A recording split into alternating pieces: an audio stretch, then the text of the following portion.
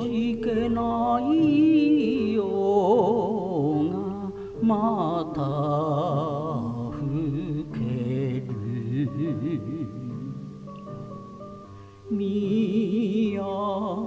都暮らしも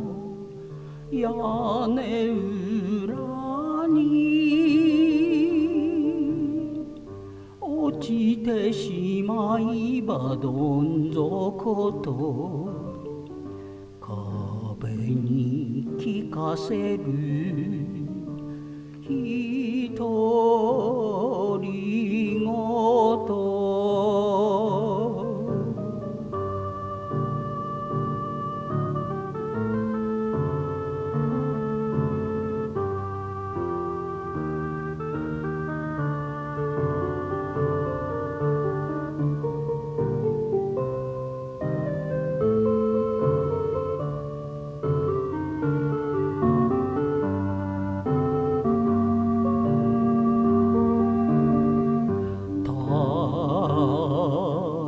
一つの慰めに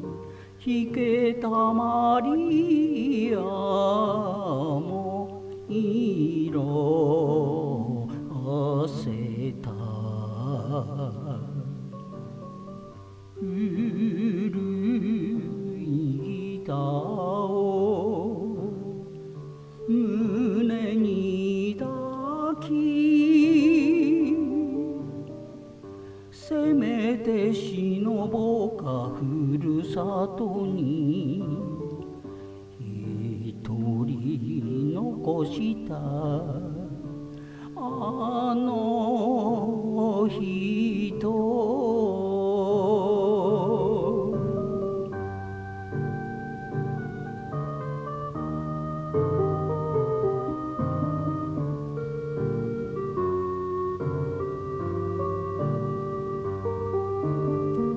夢がなければ生